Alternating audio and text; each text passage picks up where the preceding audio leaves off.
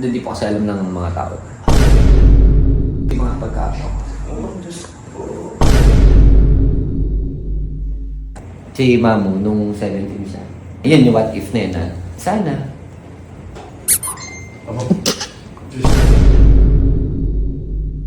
Oh, Gordon! Ano ba ginagawa mo? Paano mo yun pinasok? Na lahat hindi okay, ikaw okay. Huh?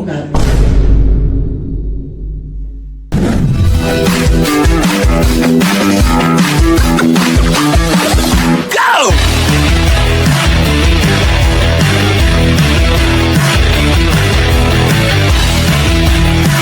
Paano ba si Mamu dati? Ako ay simpleng tao lang.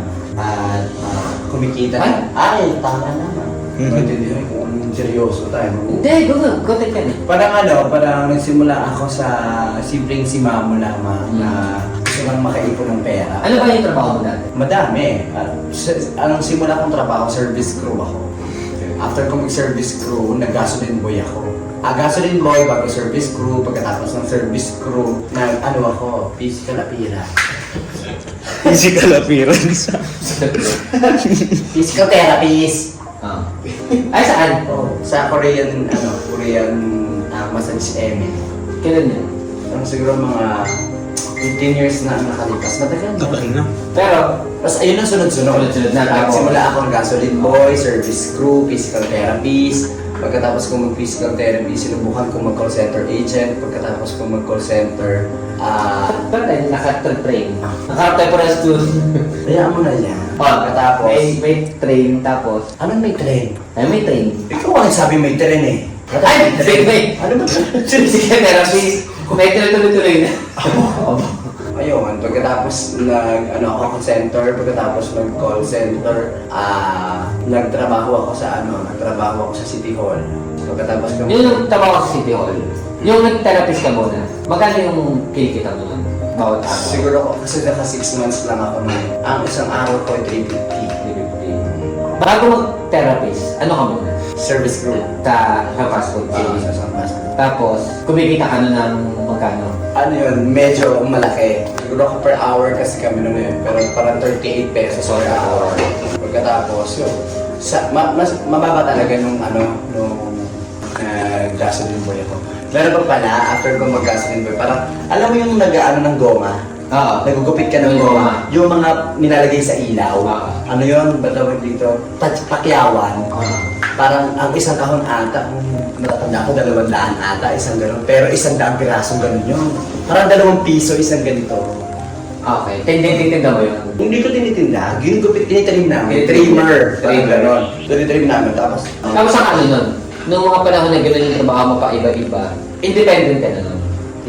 Sa amin kasing 4 na magkakapatid, parang ako yung malakas ang loob. Parang buhay pa si nanay at si tatay, tapos... Ay! Mo! Ayaw pa patayin. Patayin mo na kasi! Kuhanin mo! Ay! Ay! Ano yung kamay? Ay, huwag mo dyan pipisain. Kuhanin mo na lang ng kamay mo. Nabuhay? Oo, kaya na yan. Hindi naman siya makakagat, naka-tissue eh. Ay! Tapos, nung mga panahon na yun, nung mga panahon na nagsisimula ka, Nag-iiba-iba na trabaho. nag-iba na trabaho, di ba kumain ka na sa nun? Saan ako kumain? Ano, tinatanong mo tungkol sa akin, tapos kumain na ba ako? Parang ako na namang Hindi. Hindi ba nakakain ng gamot? Balita ako, nagkukup ka na ng mga kabataan. Para, Parang nangyari dito, ano na yung trabaho pinasok ko hanggang sa dumating din sa punto na nagbabantay din ako ng computer shop. Tapos, nung nagbabantay ako ng computer shop, parang kumikita doon ako tumira. Parang nga sobrang independent ko, parang ako yung malakas ang loob sa aming 4 na magkakapatid. Bumukod ako sa amin, pero nandun din naman sa, around the area lang din naman kung saan nakalocate yung bahay namin. Pagkatapos, parang doon nagsimula, doon naman ako natutulog. Parang si nanay dinadala na lang ako ng pagkain, gano'n. Ang nakakatuwa nun, yung iba mga kaibigan ko, napunta na sa bahay. Kasi sa bahay, natambay na sila doon. Doon sa pinagbabantayan ko sa computer shop. Kasi nga hindi na ako nauwi sa amin. Ano yun, nag-aaral ako ng high school pero nagbabantay ako ng computer shop para lang pera ko baunin. Yun. may mga nagtatanong kasi kung paano yung, di ba, nakikita ka na nila ngayon successful. Diba? Successful na, maayos ka na. Kasi di ba yung mga ginseng sinasabi nila na pwede namang gawin madali. Di ba? Anong masasabi mo doon sa lahat na pinagdaanan mo? Tapos maririnig mo na, hindi, kaya namin maging successful lang madali. Para kasi sa akin, walang kasing sarap na tagumpay ang mararamdaman mo kapag pinaghirapan mo at hindi mo minadali. Parang simple lang sa ulam, pagka niluto mo ng mas mabilisan, hindi mo mararamdaman na, hindi mo malalasahan ng masarap. Pero pag niluto mo, pinilipay mo ng ayos, maraming masasarapan sa loob. Parang ganun lang din ang buhay. Pagka masyado mong minadali ang buhay, ang mangyayari, hindi buo yung pakiramdam na nagtagumpay ka. Pag minadali mo lahat ng bagay. At ang tanong, nakukuha nga ba ang tagumpay ng madali?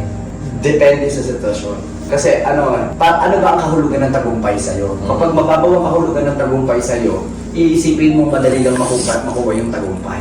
Pero kasi ako yung uri ng tao na malalim ang kahulugan ko ng tagumpay at hindi yun natatapos sa isang bagay na nakuha mo lang.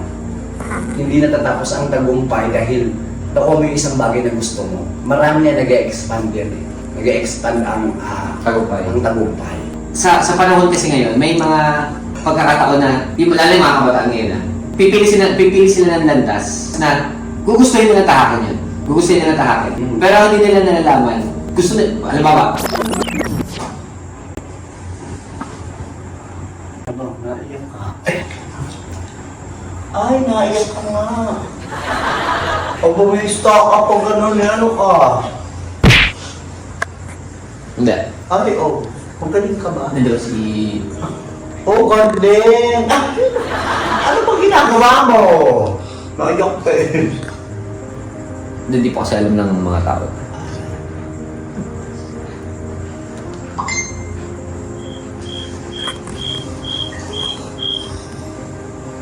Ama, naiyak ka pa. Diyos ko. Ano ba?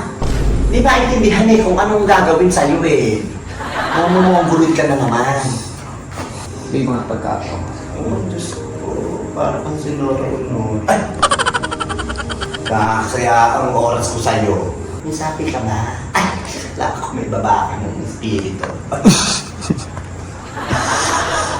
Hindi, dumaan ang ano. At sa mahalaga dinaanan natin yan. Ito na lang, bilang si Mama. Bakit ginaganoon? Bilang si Hindi Mama. maintindihan ko nagsiseryoso ka eh. May nagsabi sa amin, may nakita kami comment na lahat daw ng ang babae sa mo, magatan na ang lahat ng bagay. May nagsabi sa amin sa messenger na ikaw daw noong araw ay binigyan ng pagkakataon. Nung binigyan sa'yo yung pagkakataon na mabigyan ng oportunidad sa buhay.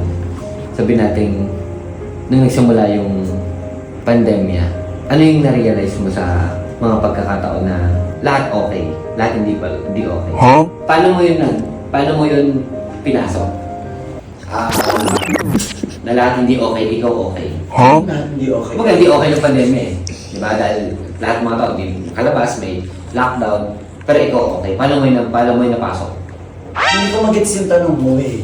Simplihan mo lang yung tanong. May mga okay ka pa eh. May opportunity naman. Oo, nung pandemic na yun. Paano nangyari yun? Hindi Ayun na lang. okay. Hindi okay ang lahat, pero ikaw okay ka.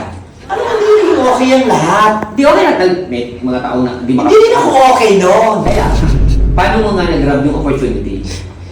ay, diba? May ipis ka tuloy. Dami mong alam eh. Hindi rin ako okay noon, pero ginamit natin yung power of social media. Oo. Paano nga? Paano nga? Hindi ko maintindihan yung tanong mo. Paano nga umandar yun ng gano'n? Kahit may pandemya, hindi okay ang mga tao. Nung dati, public servant ako dati, di ba? Nasa City Hall ako dati. So, napakaayos naman din ang pakikituloy sa akin ng mga boss ko noon, mga panahon na yun. Pero may isang tao kasi na nagturo sa akin na kapag gusto mong sumubok ng isang bagay, huwag kang pangunahan ng takot. Kaya ikaw yun nagturo sa akin. Ang sabi mo sa akin, you need to step backward. Then, tsaka na lang natin malaman kung paano ka forward. Papunta. So, may mga bagay na kailangan mong i-sacrifice may mga bagay na kailangan kang umatras kahit pa paano. Kahit nandun ka na sa sitwasyon na okay ka na. Pero noong mga panahon na yon, nag-step backward ako kasi yun yung turo mo sa akin. Yung two Subukan ako. steps backward, one step forward. forward. One step backward, Two steps forward. Okay, yung... Pagka nung ginawa mo yun, ano yung na-realize mo noong panahon yun, na umatras ako ng konti pero nakaabante ako ng 2 beses pasulong. Ano yung na-realize mo yun? Ang na-realize ko, huwag kang pangunahan ng takot sa lahat ng mga bagay na gusto mong mangyari sa buhay. Kasi minsan, tama naman na maramdaman mo yun, karapatan mo yun bilang tao. Pero kapag pinangibabawan ka ng takot, hindi mo na masusubukan yung kaya mo pala. Saka ang mahirap kasi pag napangibabawan ka ng takot, hindi mo na masisimulan yung bagay na gusto mo kasi nakapaloob ka na lang dun sa dito lang ako para safe lang. Kasi pag nagpabalot ka dun sa takot mo, yung kumbaga parang una na to, hindi ka na lalabas dito. Stuck ka na dito kasi feeling mo pag lumabas ka rito, malalaglag ka. Pag punta ka rito, mapapatid ka. Pag nagpunta ka rito, may mangyayari sa'yo. So, umiikot ka na lang dito, ang hindi mo alam, kung lumabas ka sana, napagbuksan ka. Ang problema lang doon, di ba? ECQ. Paano ka lalabas? Sarado to eh. Diyos ko naman! Kumuha ka ng ID! Diyos ko! Swab test ka! May oportunidad. Pero hindi ka makalabas. Kasi malalim yung pinag-uusapan namin, magiging literal ka. Hindi naman maintindihan sa'yo eh. Nag-aaksay lang ako ng oras sa'yo. Sinasabi ko, konektado yung sinabi ko kanina na ikaw nabigyan ka ng oportunidad na nung hindi okay ang lahat, ikaw okay. Inilabas mo. Di ba? Inilabas mo. Lumabas ka dito sa square na to, kahit nakasara. Yung iba pag binuksan yan, doon pala sa pagbukas pa lang na yun, may takot na. Bawal eh. Ano ako? Hindi ko maintindihan yung mga pinagsasabi mo. Di ba? Kumuha ka ng ID, magpa-swab test ka. Kung mga panahon ng ECQ yun. Pero nagawa mo ng paraan. Oo. Yun yung maipagmamalaki natin. Nagawa mo ng paraan kahit kahit parang sira Parang ganito yan eh. sinasabi mo. Parang ito, di ba, sabi ka natin kanina, andito ka sa gitna. Ito yung takot mo. Inikot mo eh. Inikot mo na naman yun eh. Uso ka na naman sa ikot eh. Di ba? Yung inikot mo yun, nagawa mo yung paraan na, uy, may space dito. Ano ba? May space Tama dito. na, naririndi ako. Papasok ako doon. Yun yung pinasok mo. Yun sinasabi ko sa'yo. Handa ka. Yun yung pinasok mo. Dami mo sinasabi. Ang seryoso na eh. Hindi, Lagi kang ganyan. yun na yung makukuha nila sa'yo eh. Lagi kang ganyan. Yun ang makukuha nila sa'yo. Ano na makukuha? Walang makuha yan. Ayos-ayos na ng usapan eh. Kahit nakasara, binuntas mo, matupad mo lang yung gusto mo, yun yung pinupuntahan ko. Mahala ka. Di ba? At least, ngayon ang tanong ko doon, di ba nabutas mo yun? Na-penetrate mo ngayon, nasimulan mo, di ba? Paano mo napagpatuloy yun? Na kahit sinimulan mo ng mahirap, di ba? May mga umaharang, yung mga umaharang, yung mga takot, yung mga fear, yung takot na baka mag-fail. Anong masasabi mo doon sa mga tao yun na natatakot mag-fail para maabot nila yung success nila? Ano ang masasabi mo? Parang ayoko nang sumagot eh. Tama na. Hindi nga. Hindi naman kasi consistent yung pag-aano. Dire-diretso yun. Pagiging maayos mo. Dire-diretso yun. Pangit mo mag-interview. Kaya nga, ano masasabi mo sa mga tao na natatakot mag-fail? Bahala sila sa buhay nila. ang pangit ng sumagot sa'yo na seryoso. Ang pangit ng... Nakawala ka dun sa ano? Oo, nakawala na. Kasi may ID na ako. Hindi. Nakawala ka dun sa takot Swab mo. test, negative. Mahirap makawala dun sa takot na to eh. Nakawala ka. Ayun na lang. Paano makawala dun sa takot? Baka pumasok ng horror train. Kung gulo mo kausap eh. Paano ka makakawala dun sa takot? Subukan mo yung mga bagay na ayaw mo at natatakot ka. Okay. Kahit may Tama na, humaharang. tapusin na natin to. Kahit may humaharang. Oo. Ayun, may human lang. Ano dapat gawin? O, tawiran mo. Tawiran o labanan? Bakit nalalaban kung matalo ka? Kaya nga.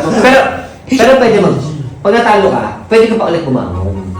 Yun yung pwede natin sabihin sa mga nakikinig sa atin. Oo, wala namang papupuntahan tong usapan na to eh. May pa content ka pa na magseryoso ang interview, alamin na ikaw, kikilala. Ito na lang. Payo mo na lang sa mga. Payo mo na lang sa... Ay, ano na lang masasabi mo sa 17 years old mo? Buhay pa ulit, so.